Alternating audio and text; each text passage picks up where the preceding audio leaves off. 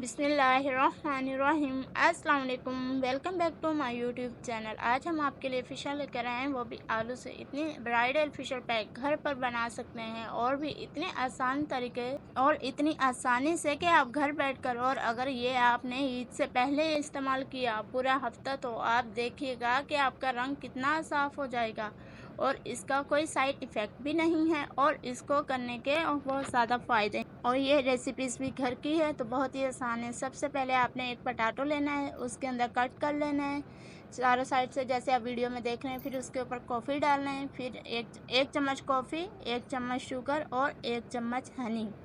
इन सबको उसके अंदर डाल के और फेस पर आपने वीडियो में जैसे आप देख रहे हैं इस तरह फेस पर आप लोगों ने ऐड करना है। और उसके बाद दूसरा स्टेप आप लोगों ने क्या करना है, फिर आलू लेने हैं, उसके अंदर कट लगाना है, हल्दी डालना है, एलोवेरा जेल डालना है और फिर उसको दोबारा अपने फेस पे अप्लाई करना है 5 मिनट तक। और फिर 5 मिनट अप्लाई करने के बाद 10 मिनट के लिए छोड़ देना है और उसके बाद आपने अपना फेस वॉश कर लेना। तो आप देखिएगा आपका रंग कितना फेयर हो जाएगा। आपको हमारी वीडियो पसंद आए तो वीडियो को लाइक एंड चैनल को सब्सक्राइब